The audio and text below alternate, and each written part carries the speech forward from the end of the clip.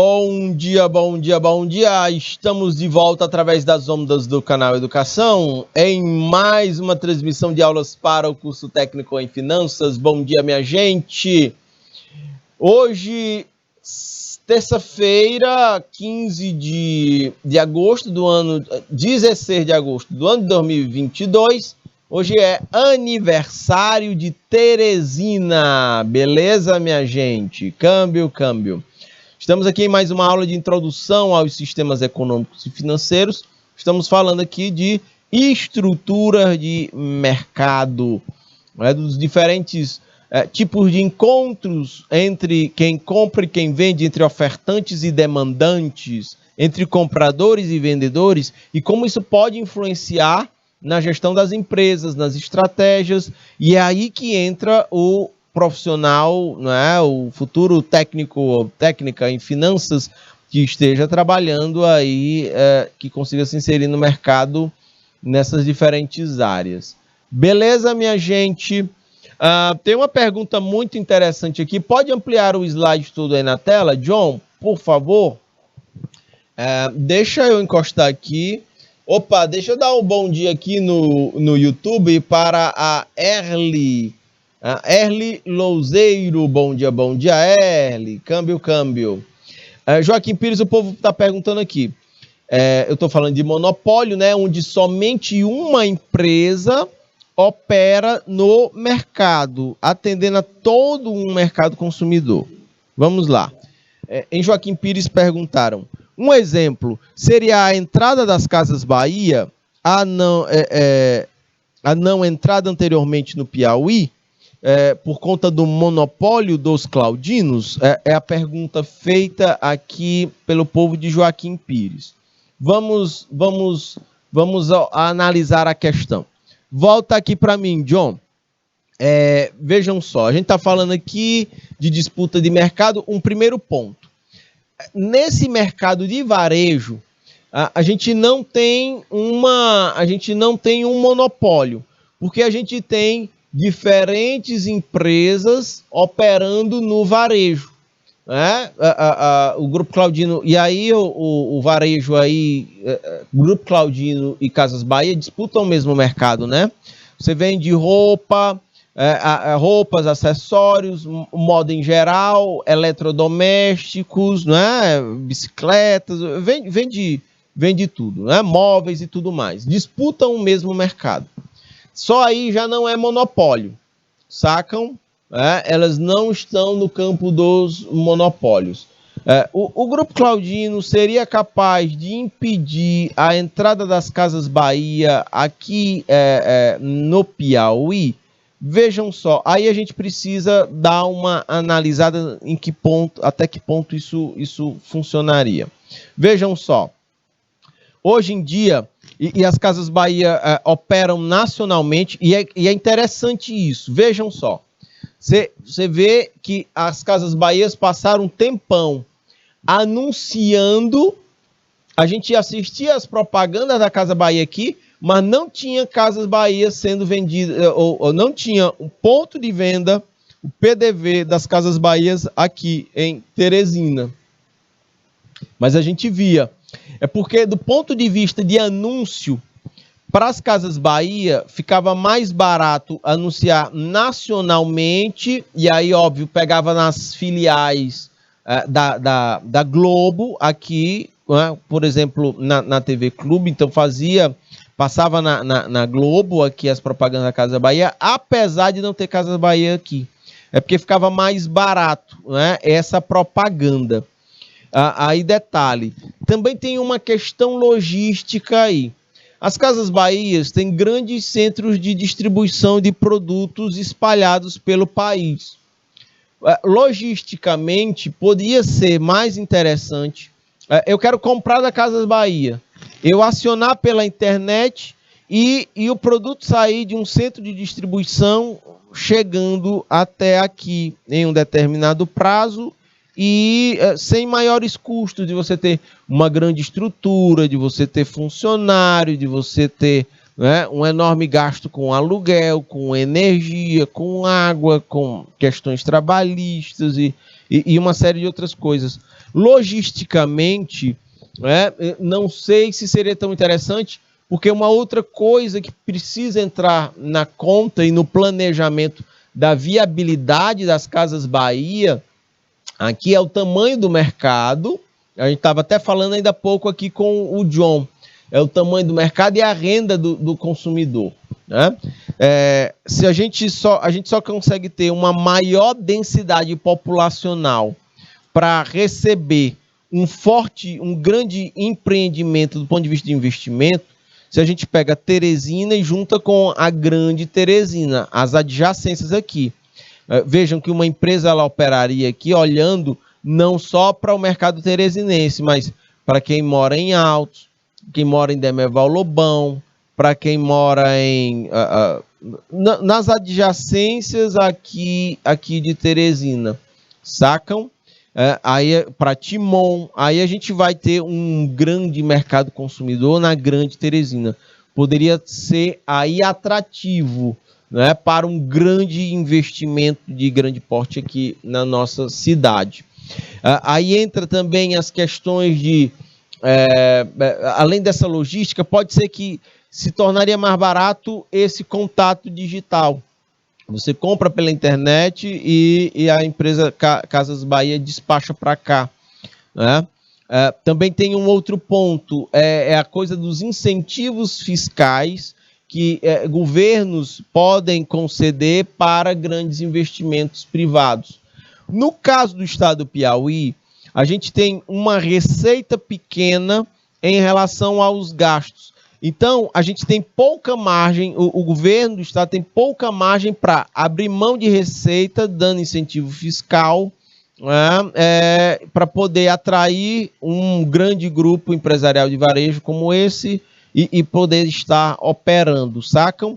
Não é que não tenha a renúncia fiscal, existe incentivos fiscais para algumas empresas, mas como tem empresas que já têm incentivo fiscal, conceder mais incentivos fiscais fica limitado.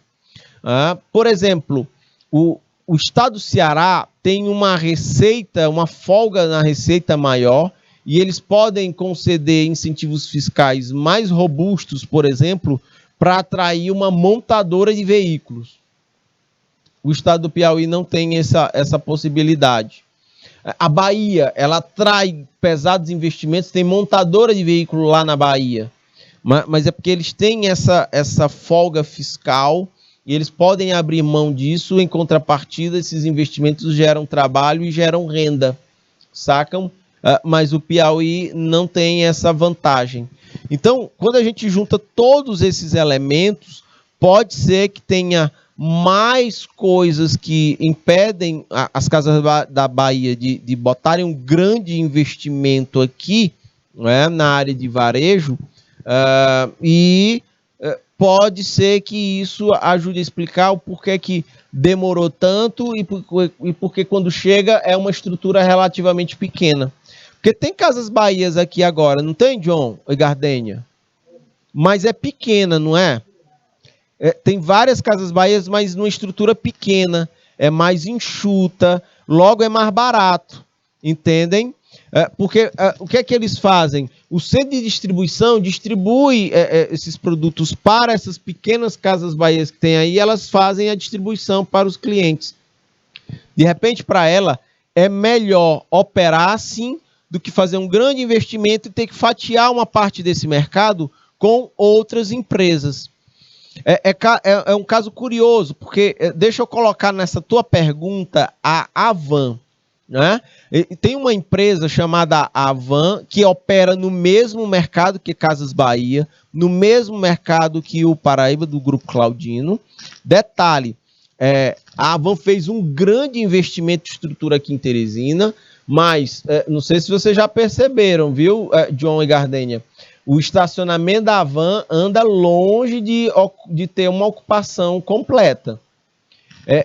A estrutura ela é maior do que o volume de pessoas que frequentam a loja para comprar. Então, existem todos esses detalhes que a logística pode ajudar, mantendo uma estrutura enxuta, você abastece a cadeia de suprimentos à distância, né? Atendendo os clientes via internet, sacam? Então tem todos esses pontos que a gente precisa colocar.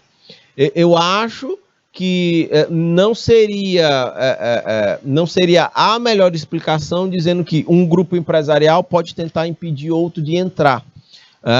Eu acho que esse conjunto de coisas ajuda a explicar por que aqui nas Casas Bahia fizeram um pequeno investimento no Piauí e não um grande. E por que demorou tanto tempo? Sacam? Eu acho que entra nessa pegada, eu prefiro me apegar a essa hipótese do que nessa de tentou impedir, um grupo empresarial tenta impedir outro de entrar aqui. Ok? Pode ampliar o slide todo aí na tela, John, tem mais participação aqui pelo IPTV. Vejam, essas são algumas observações que eu faço, mas essa história é antiga mesmo, eu já tinha ouvido. Nova Santa Rita está reforçando. A história que eu sei é que o Grupo Claudino impedia elas de colocar loja aqui. Mas vejam, elas já entraram no Piauí, só que elas entraram pequeno. São pequenas lojas da Casa Bahia, das Casas Bahia. Talvez, do ponto de vista de estratégia, eles prefiram apenas continuar abastecendo aqui Teresina, não é, com produtos que saem dos centros de distribuição, chegam às pequenas lojas aqui e podem... É como se as pequenas lojas aqui fossem mostruários dos produtos, praticamente. E aí as pessoas compram muito mais pela internet e você distribui pelos centros de distribuição. Logisticamente pode ficar mais barato do que botar uma grande loja para vender produtos aqui, sem falar que você está disputando o mercado com marcas já consolidadas e com novas empresas que estão entrando e que atuam no varejo. Entendem? Mas essa história eu já tinha escutado, ela é antiga, inclusive. Tá bom? É do tempo que Casas Bahias faziam propaganda e a gente via propaganda e não tinha loja aqui. Sacam?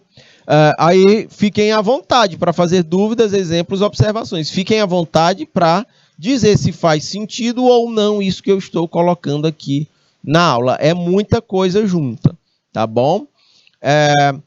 E vejam, volto a dizer, não é o caso do monopólio. A gente pode voltar a essa questão porque a gente tem outras estruturas de mercado e aí ela se aplica mais ao Grupo Claudino e a história do varejo, porque no varejo aí já é uma outra estrutura de mercado e a gente vai tratar aqui na nossa aula. Vocês vão ver que tem características, né, que fazem mais sentido.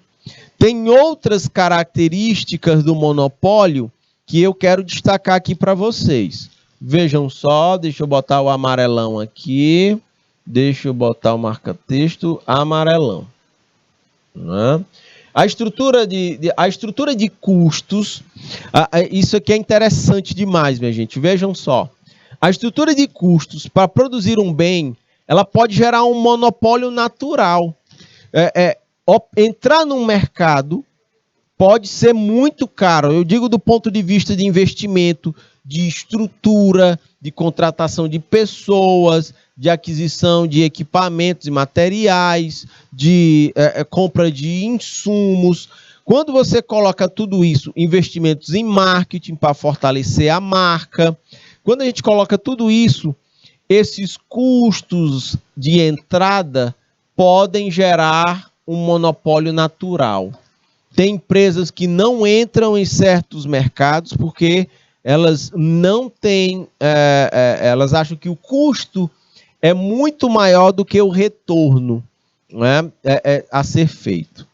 Ficou claro, minha gente? Aí fica uma empresa dominando o mercado por muito tempo, porque somente ela opera, né, porque para um outro grupo entrar, exige um investimento tão pesado que ela opta por não entrar. E aí, minha gente, comércio eletrônico, avanços logísticos, uma empresa ela opera, né, nacionalmente sem ter estrutura física diretamente, em cada ponto. Né? Você não precisa mais ter pontos espalhados por todo o país. Se você tiver uma boa rede de centros de distribuição, você cobre uma área geográfica muito maior a um custo muito mais baixo. Faz sentido isso que eu estou dizendo, minha gente? Sim ou não, por favor, fiquem à vontade. Fiquem muito à vontade para interagir aqui pelo chat com dúvidas, exemplos ou observações. Beleza? Tudo bem? Esse é um ponto. Por que que... e aí tem um exemplo que é muito prático disso. Volta aqui para mim, John. O Brasil, ele é insuficiente do ponto de vista da capacidade de refinar petróleo.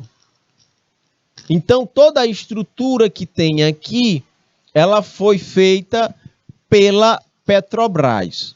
Né? As poucas refinarias, as refinarias que o Brasil tem foram feitas pela Petrobras. Mas são investimentos muito altos, são investimentos muito pesados. Sacam?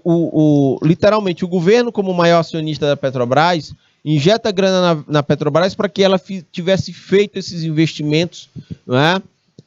E vejam, é investimento alto e que só gera retorno lá no longo prazo. Por isso que isso não é tão interessante para investimentos privados, que querem realizar o lucro o mais cedo possível. Meus caros futuros técnicos em finanças. E aí vejam como isso faz muito sentido. No governo Fernando Henrique, foi quebrado o monopólio da Petrobras para refino de petróleo aqui no Brasil.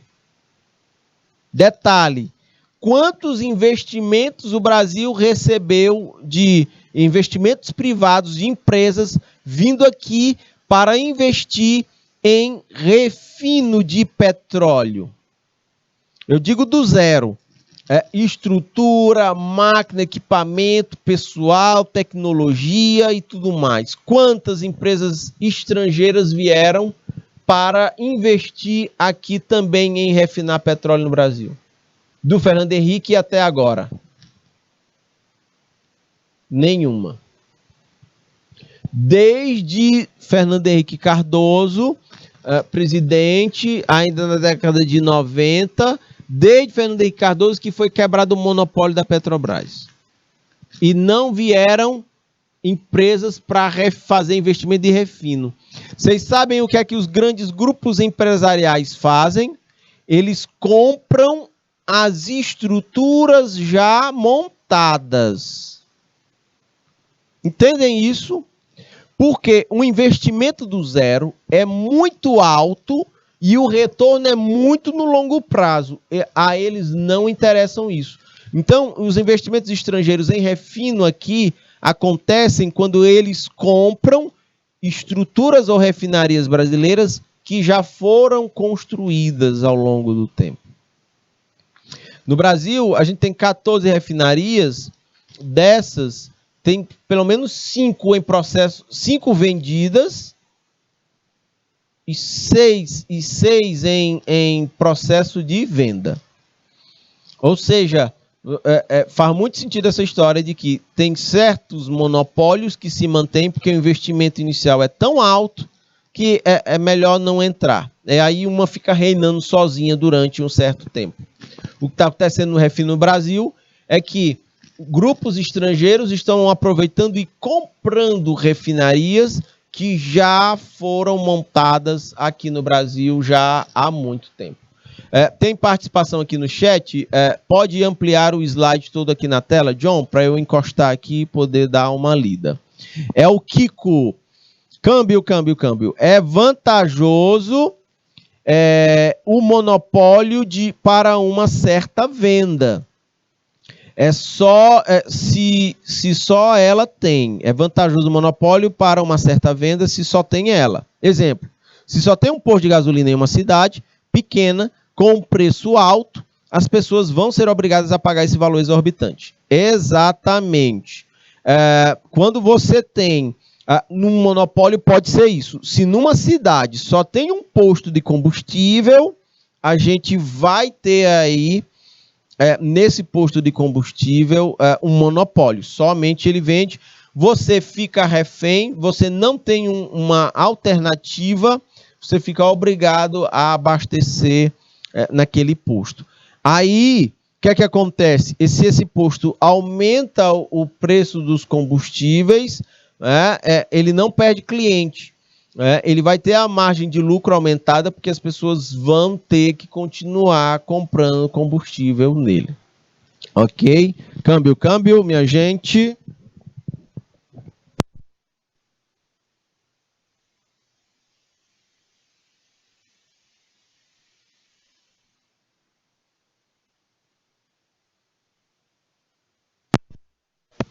Ok, minha gente. Tudo bem, Kiko? Câmbio. É o Kiko do Chaves? Câmbio. Vamos adiante. Então, minha gente, vejam só. É essa a linha de raciocínio. Vamos imaginar que numa cidade tenha apenas uma loja de material de construção, seguindo sua linha de raciocínio. Nós também vamos ter um monopólio. Só uma loja de material de construção, ela tende a praticar preços mais altos. Vejam, é uma relação desvantajosa. O cliente sempre vai estar em desvantagem em relação a esta empresa. Na medida em que chegarem mais lojas de material de construção ou chegarem mais postos de combustíveis, aí deixa de existir monopólio e passa a existir uma outra estrutura de mercado que é a próxima que a gente vai ver. Oligopólio. Mas eu só vou para o oligopólio depois que eu fechar aqui essa linha de raciocínio. Olhem só, minha gente. Um exemplo de monopólio são as empresas de fornecimento de energia. Já tinha destacado aqui como um exemplo de energia elétrica ou de companhias aéreas em pequenos países. Um país que é muito pequeno pode ser que tenha apenas uma companhia aérea e isso torna esse mercado um oligopólio, ok? Aliás, um monopólio, apenas uma empresa fornecendo para o mercado. Ao definir o preço que irá cobrar, a empresa ela acaba por oferecer quantidades inferiores ao que seria oferecido se tivesse mais concorrentes operando nesse mercado. O lucro alcançado com muito menos esforço por uma empresa que opera no monopólio. Sacam, minha gente? Já que acaba por existir pouca inovação tecnológica nesse mercado. Ok? É muito interessante essa pegada aí de monopólio. A gente entender como essa coisa ela funciona, tá bom? Bom dia, Kemily. Bom dia. Seja bem-vinda para mais essa transmissão de aula de introdução aos sistemas econômicos e financeiros. Então, minha gente, esses são os elementos básicos para a gente entender como é que funciona um monopólio. Deixa eu dar um exemplo aqui. Volta aqui para mim, John, por favor. Um outro exemplo de monopólio, e aqui no mercado de tecnologia, é considerado o monopólio da Microsoft. A Microsoft, a empresa lá do Bill Gates, ela tem um produto que é chamado sistema operacional Windows. O Windows, ele é largamente usado no mercado. Então, o Windows domina mais de 90% do mercado de sistemas operacionais. Isso quase que se configura num monopólio. Na prática, é um monopólio. Entendem? Porque ele domina muito o mercado. É tanto que o Bill Gates já foi acusado de monopólio, e como esse monopólio ele sempre se torna desvantajoso para os consumidores, a legislação já houveram processos que forçam o Bill Gates a fatiar o seu negócio, as suas empresas, para tentar diminuir o poder de mercado que elas têm. Sacam isso, minha gente? Câmbio, ok. E o Bill Gates tem até uma concorrência, só que é uma concorrência é ilegal. Aí é a pirataria que fazem a partir do sistema operacional deles lá. Ok, né? Aí é um mercado ilegal, né? Não recolhe impostos, não está sob a supervisão das autoridades governamentais, é crime, né? E aí tem uma série de outras questões que a gente pode colocar, tá bom? É um crime contra a lei de propriedade intelectual, ok? Então entra tudo isso aí na conta. Beleza? Pode ampliar o slide todo aí na tela. John, por favor, câmbio. Então vejam só. Povo de Nova Santa Rita, povo de Ilha Grande, de Joaquim Pires, de Landry Salles, de Nossa Senhora do Nazaré. Cadê vocês aqui pelo chat? Povo de Nossa Senhora do Nazaré. Povo do Rio Grande, né, do Piauí, câmbio. Então vamos adiante. Oligopólio. Aqui eu já vou ter uma outra estrutura de mercado. No oligopólio, minha gente, estrutura de mercado, oligopólio. O monopólio é uma empresa dominando todo um mercado. No oligopólio, beleza, povo de Landry Salles, câmbio. No oligopólio, são poucas grandes empresas dominando o mercado. Sacaram? Beleza, minha gente? Poucas grandes empresas dominando o mercado.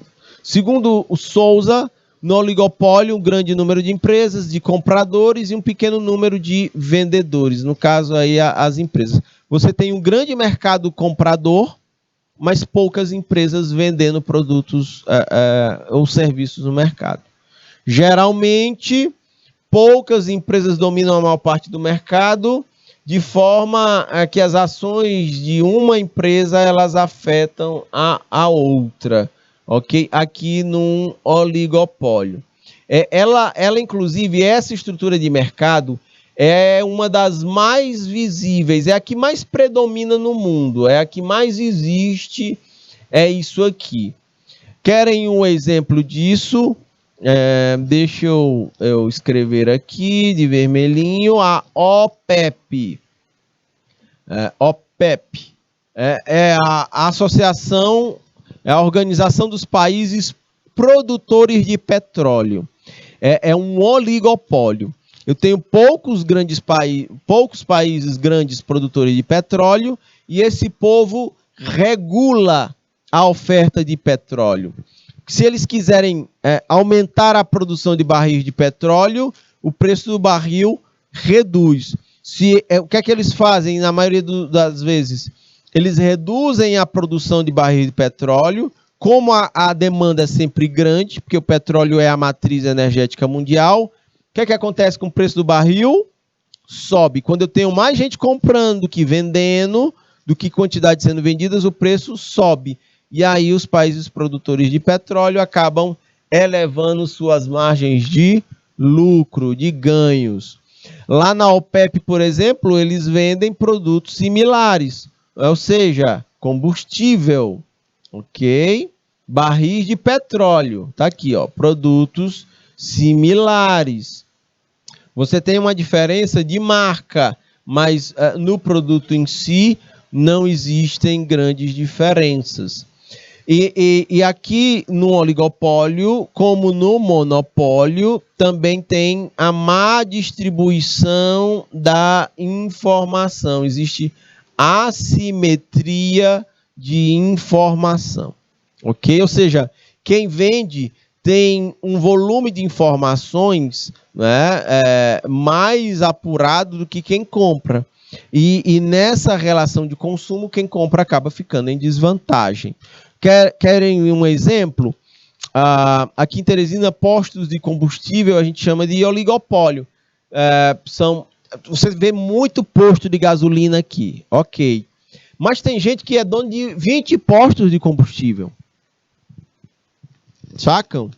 Tem gente que só uma pessoa é dono de 20. Outros têm 5. Outros, então você tem na verdade, poucos grandes donos de postos de combustíveis e poucos postos de combustíveis onde você só tem um dono. O dono só tem uma unidade, são poucos. Então, é muito concentrada a venda de combustível aqui. E existe assimetria de informação. As pessoas acabam manipulando o mercado nesse sentido. Eu dou muita entrevista, o pessoal chama para tentar entender aí as altas ou quedas nos preços dos combustíveis. Volta aqui para mim, John. E aí o que é que acontece? Teve uma que eu achei muito curiosa. A Rússia estava invadindo a Ucrânia de madrugada num dia, no primeiro dia de guerra da Rússia e da Ucrânia, e de tarde aqui em Teresina o pessoal já estava aumentando o preço de combustível. Ora, oxe, que loucura é essa, entende? A Rússia invade a Ucrânia, aí de madrugada, e aqui os postos de combustível já estavam aumentando o preço sem nenhuma justificativa prática. Ok, minha gente. Faz sentido isso? É essa manipulação de mercado que pode existir. Percebam como isso tudo que eu estou mencionando de monopólio até agora, tudo a gente vê no mercado. A gente não vê, foi a primeira estrutura de mercado dita aqui na aula. Concorrência perfeita. Ela é uma abstração teórica, ela é só no plano das ideias. Seria a forma ideal com que o mercado deveria funcionar. Mas na prática a gente vê monopólios e muito mais comumente a gente vê oligopólios.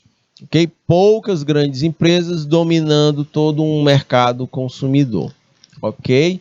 E essa assimetria da informação, essa má distribuição da informação faz com que existam comportamentos oportunistas no mercado.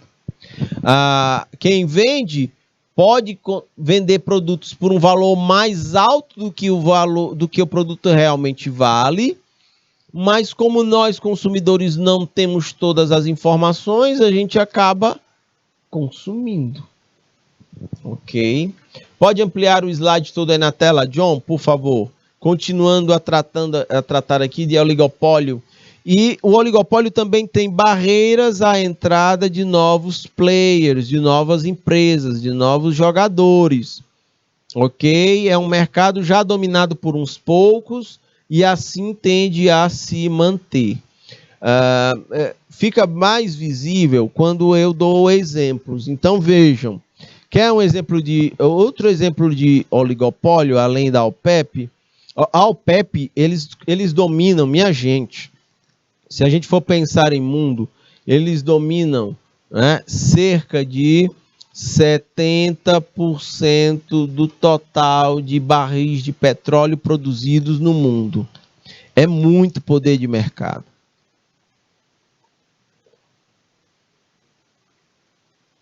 Sacam isso? Outro exemplo de oligopólio.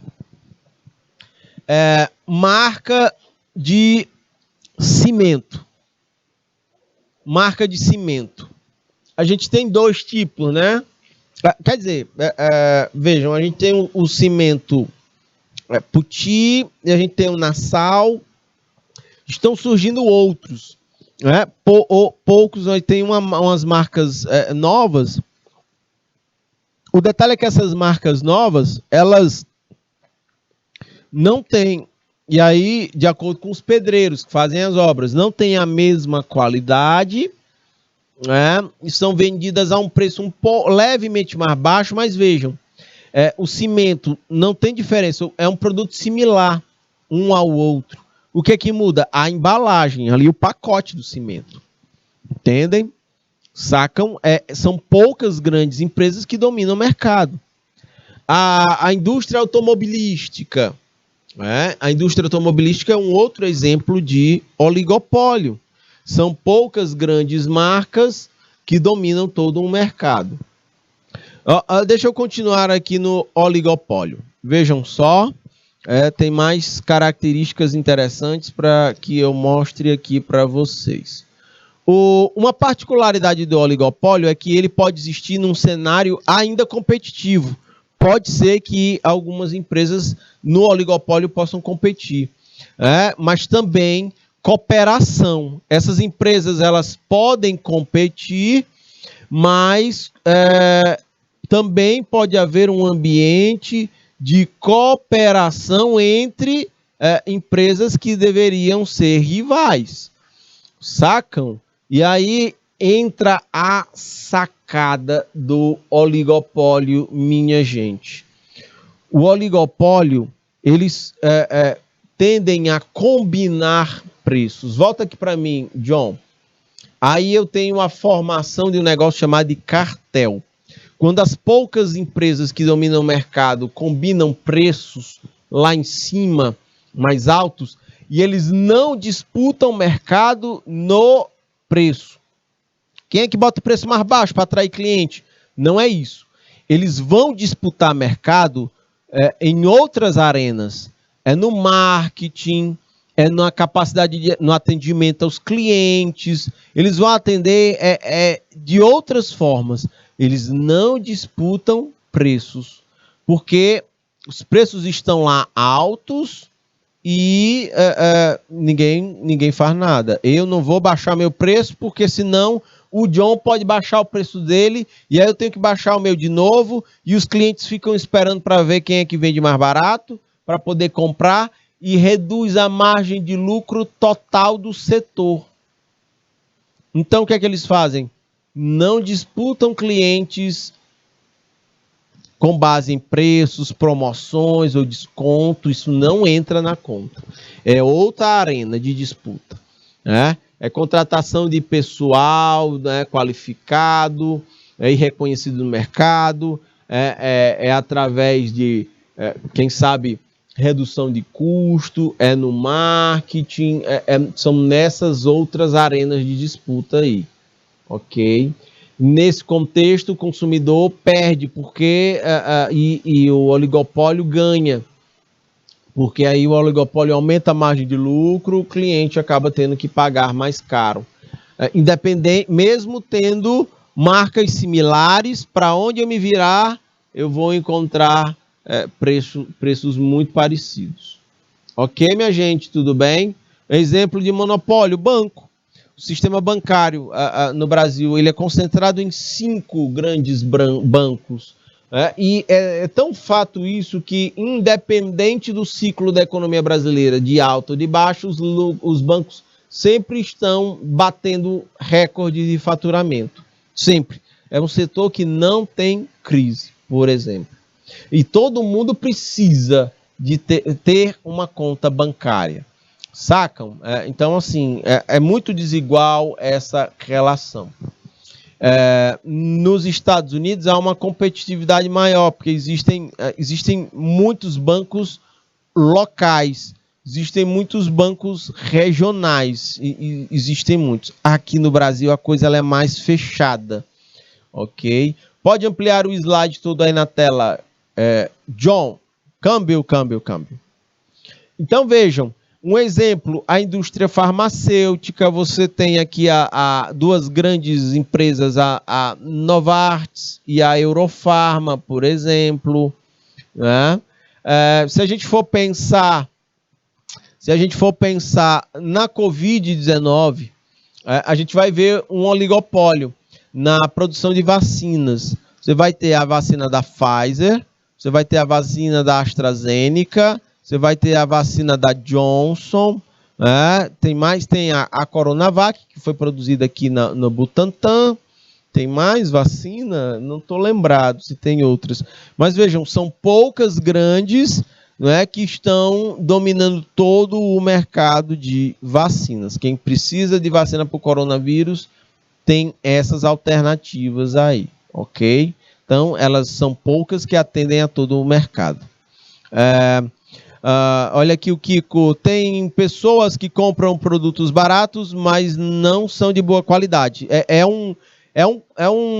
Vamos dizer assim, Kiko, é uma troca equivalente, né? Você abre mão de qualidade para comprar barato. É a história da substituição, né? Muita gente, por exemplo, quando cai a renda, você deixa de comprar o vinho mais caro, se você é tomador de vinho, para tomar um vinho mais barato, tipo o Sangue de Boi, o São Francisco, o Padiciço, entendeu? Aí acontece isso que você está dizendo, né? Tem gente que compra produto mais barato e compromete a qualidade, né, do produto. Acontece. Outro exemplo de oligopólio, a indústria automobilística. Eu tenho a Honda, eu tenho a Fiat, a Renault, a BMW, a Ford, a Mercedes, né? A Benz, a GM, a Toyota, a Jeep, e todas são poucas grandes dominando todo o mercado. E isso aqui eu não estou nem... Eu acho que eu não botei a imagem, mas só a Fiat, só do grupo Fiat a gente tem... do grupo Fiat, a Jeep faz parte do grupo da Fiat. Aí a gente tem a Alfa Romeo, a gente tem a Ferrari, a gente tem é muita empresa, né, do mesmo grupo. Sacam? É um oligopólio. Essas poucas empresas dominam todo o mercado de carros. Na indústria alimentícia, vamos ter aqui a Nestlé e a Sadia. Detalhe, informação mais atualizada. Essas empresas fizeram uma fusão. Elas agora são a mesma coisa. Ok? Só que tem outras empresas aqui nesse mercado aí, de embutidos ainda. Tem a Seara, né? Tem a Aurora, né? Tem ainda outras empresas, mas a maior aliás, eu estou falando aqui de Nestlé e Sadia alimentícia, né? Na verdade, quem se fundiu, foi a Sadia e a Perdigão. Perdão, deixa eu só corrigir aqui. A Sadia e a Perdigão. Sadia e a Perdigão. Elas se fizeram uma fusão, se fundiram. Ok? E a Nestlé, meu Deus, se você olhar embaixo do guarda-chuva da Nestlé, você tem muitos produtos, né, alimentícios da área da Nestlé. Olhem a Coca-Cola e o que tem embaixo da Coca-Cola. É muito produto. A Coca-Cola tem marca de água, tem marca de achocolatado, tem marca de... e por aí vai. A Pepsi também do mesmo jeito. Diego Moura... Professor, existe alguma legislação no Brasil a respeito de combater e evitar a formação de cartéis em relação aos preços? Sim, Diego. São práticas desleais de mercado, viu, Diego? Tem o CDC, o Código de Defesa do Consumidor. Ela existe exatamente para tentar defender o interesse dos consumidores em relações de consumo tão desiguais. Aí a gente tem um Ministério Público que precisa fiscalizar para evitar essas práticas abusivas de preços, de publicidade, ok? Das marcas em relação a seus consumidores, a seus clientes. Certo, Diego? Tem o CAD. O CAD é o Conselho... CAD, né? É a Comissão... CAD. Meu Deus, eu vou esquecer aqui eu vou esquecer aqui o que significa CAD. Procura aí, John, por favor. Basta procurar CAD. É de defesa econômica. Eu não estou lembrado desse CA aí. É comissão. Não estou lembrado o CA. Mas se tu botar bem no Google CAD, já aparece logo. É alguma coisa de defesa. Oi? CAD. DE. CADE. O John vai me ajudar aqui, né? Me deu branco mesmo aqui do que significa o CAD. Conselho Administrativo de Defesa Econômica. O CAD é uma autarquia ligada ao governo federal que ele vai avaliar, viu, Diego? Por exemplo, se esses processos de fusão aqui entre Perdigão e Sadia, por exemplo, se eles podem prejudicar os consumidores. Se sim, o CAD dá um parecer contrário à fusão dessas empresas. Ou então ele pede que sejam adotadas medidas que, de certa forma, tentem minimizar esse poder de mercado que essas grandes fusões podem gerar para as empresas em prejuízo aos consumidores. Okay? Então, todo processo de fusão assim, ele passa por uma avaliação no CAD, tá bom? Beleza, Diego? Então, existe. A grande dificuldade, Diego, é de a gente conseguir fazer com que a lei seja aplicada, entende? A legislação existe. A gente precisa que ela seja aplicada através dos órgãos de fiscalização, tá bom? Beleza, Diego? Câmbio. Vamos adiante, meus caros futuros técnicos em finanças. Ainda no oligopólio, vejam só, deixa eu botar aqui o amarelão. Ainda no oligopólio, através da cooperação entre as empresas de um oligopólio, é possível que cada um exerça preços mais elevados com um nível de produção reduzido. Aí formam um cartel entre elas e este cartel acaba aqui enriquecendo oligopólios às custas do empobrecimento dos seus consumidores. Beleza? Agora, isso é uma prática desleal e é preciso fiscalização para tentar evitar isso. Esse é o grande desafio, é isso que a gente tem muita dificuldade para fazer, Diego. Tá bom? É fiscalizar e bater forte para minimizar o poder dos oligopólios diante de nós, consumidores. Tem uma outra modalidade interessante aqui, que é o trust. Meus caros futuros técnicos em finanças, o trust. O trust surge quando algumas empresas em oligopólio perdem poder individual. Aí elas realizam uma fusão que resulta numa única empresa. É como eu falei da Sadia e da Perdigão. Nos bancos isso vive acontecendo. O Banco do Brasil comprou o BEP, o Banco do Estado do Piauí. O Bradesco comprou o BEM, o Banco do Estado do Maranhão. Antigamente você tinha o Banespa, o Banco do Estado de São Paulo. Aí veio o Banco Real, o Emerald Bank, comprou o Banespa, certo? Depois veio o Santander e comprou o Banco Real. E o Santander também comprou o Real, já tinha comprado o Bamerindos. Aí o Santander compra o Real e compra tudo. Então vejam, esses processos de fusão que vão acontecendo no banco é exemplo disso. Os trusts são quando grandes empresas fazem fusões aí para aumentar o seu poder de mercado ou conservar, ok? Holding.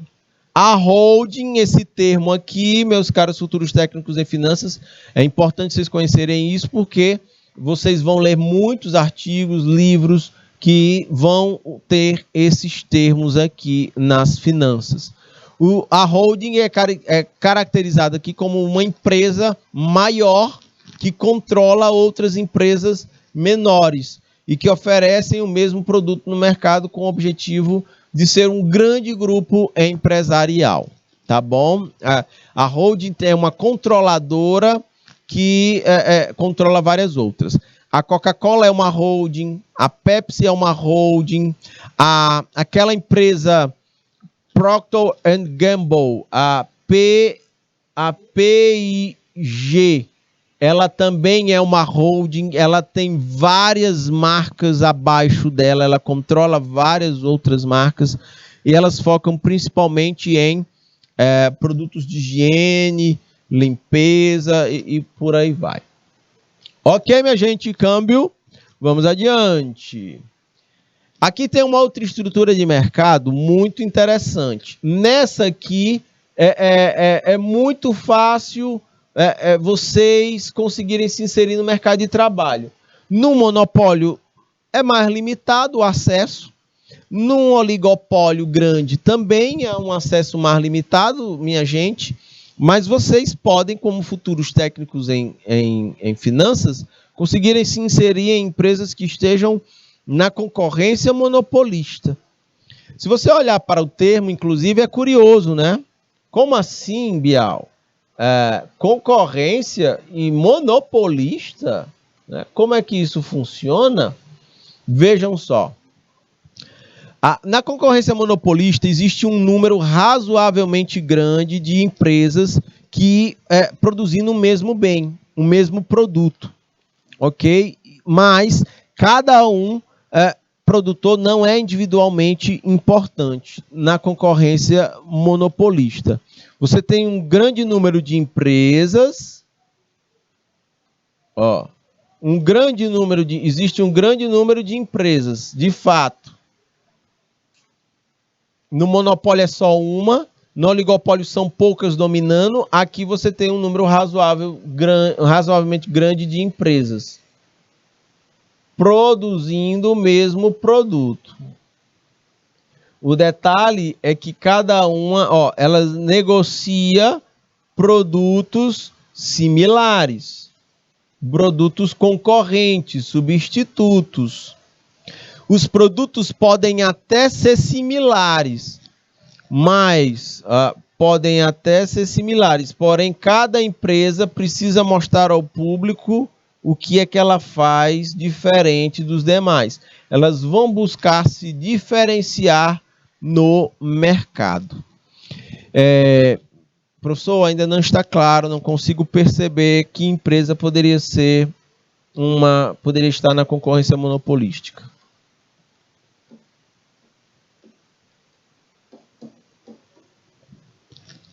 Pizzarias. Você tem muitas pizzarias no mercado, elas vendem produtos similares, pizzas. O detalhe é que cada uma vai tentar se diferenciar no mercado. Professor, a Coca-Cola não seria uma empresa que pode ser a principal empresa em uma concorrência monopolística? Não, Diego, porque a Coca-Cola é um grande conglomerado. Ela está dentro de um monopólio, de um oligopólio, né, de refrigerantes. São poucas grandes empresas que dominam todo o mercado. E a Coca-Cola, ela compra várias outras empresas menores que fazem parte do grande grupo. Por exemplo, você tem água mineral Cristal, ela é da Coca-Cola, saca? Tem produto achocolatado que faz, tipo Nescau, né? Que também é da marca Coca-Cola. É uma infinidade de produto, né? E outro detalhe, uma das últimas aquisições, Diego, da Coca-Cola foi o Guaraná Jesus no Maranhão. Ela, como maior, comprou uma empresa menor, que é o Jesus no Maranhão. Por quê? Porque a Coca-Cola não conseguiu vencer o costume maranhense de tomar o Jesus. Ora, se a pessoa está tomando Jesus, ela está deixando de tomar Coca-Cola. O que a Coca-Cola fez? Não conseguiu comer o mercado do refrigerante Jesus, ela botou preço e comprou o Guaraná Jesus. Sacam? Por isso que eu já mencionei aqui para vocês. Uma empresa precisa se preparar num dos cenários para ela ser vendida.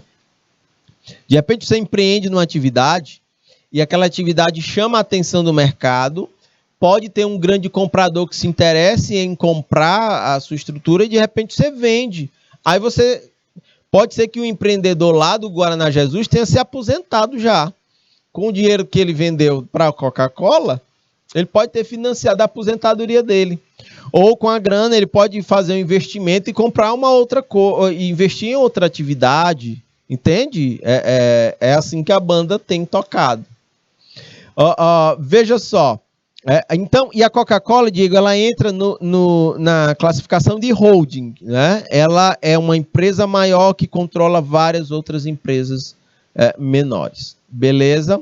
Na concorrência monopolista, Diego, a gente pode colocar as cajuínas.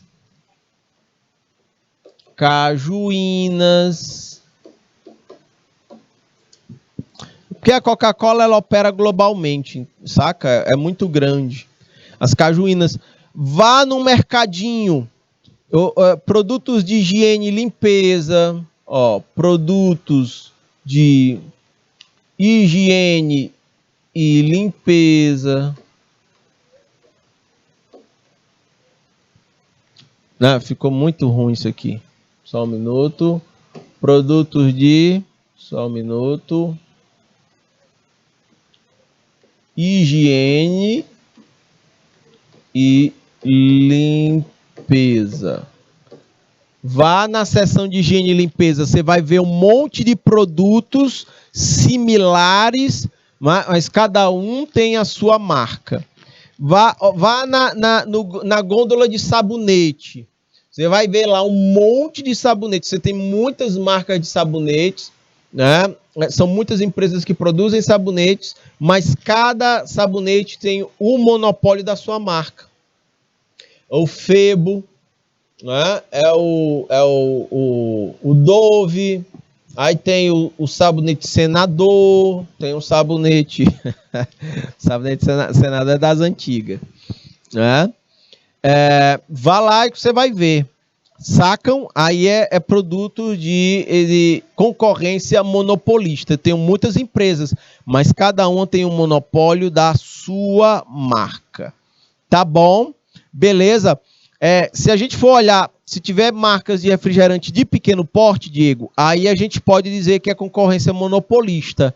É o refrigerante Tubarel, é o refrigerante... Qual é? Tem outras marcas mais básicas, né? Tem outras marcas bem menores e pequenas fábricas. Aí a gente pode chamar, sim, de concorrência monopolística. Tá bom? O Quero, né? Joaquim Pires, eu quero, né? Se a gente for olhar para as cachaças artesanais, concorrência monopolista. Os restaurantes é um serviço de concorrência monopolista, porque você tem um monte de restaurante, um monte de bares, mas cada um tenta ter a sua marca, tentar fidelizar os seus clientes, tá bom? Alimentos, tipo de alimento, o gosto, embalagem. Eles tentam criar formas de disputar o mesmo público. Continuando aqui, na concorrência monopolista, aí sim as empresas disputam clientes com desconto, fazendo promoções, investindo fortemente em marketing. Aí a gente tem. Ficou claro, minha gente, isso. Percebam, minha gente, que aí nesse mercado de concorrência monopolista é mais fácil, inicialmente, vocês, enquanto futuros técnicos em finanças, estarem se inserindo no mercado de trabalho. Ok, minha gente? Sim ou não, por favor, me digam aí pelo chat.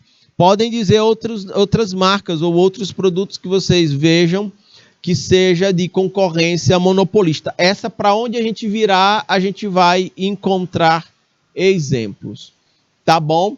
São os comércios aí das cidades de vocês, concorrência monopolista, tá bom? É por aí. Okay? Os derivados do leite, né? As marcas de leite, Delta, tem várias marcas aí, é concorrência monopolista, são empresas de menor porte, que tem muitas no mercado e que vão disputar os mesmos clientes, tentando se diferenciar, ok? E tem um slide interessante, aí eu estou fechando aqui as estruturas de mercado, né? Porque vejam só, as empresas precisam cotidianamente estar desenvolvendo novos produtos e serviços. E qual é o gatilho que faz isso, minha gente, meus caros futuros técnicos em finanças? São clientes com novos hábitos de clientes forçam as empresas a cotidianamente estarem tentando desenvolver novos produtos, novos hábitos de clientes, povo casava mais, hoje os casamentos duravam mais, hoje duram bem menos. O povo antes tinha mais filho, hoje tem menos filho. O povo vivia menos, hoje vive mais tempo. Sacam? São novos segmentos de mercado, novas prioridades, a atração pelo novo. Tudo isso faz parte da realidade de um profissional que atue no campo das finanças, tá bom? Minha gente, eu estou encerrando o nosso encontro por aqui. Grande abraço. A gente vai para o intervalo.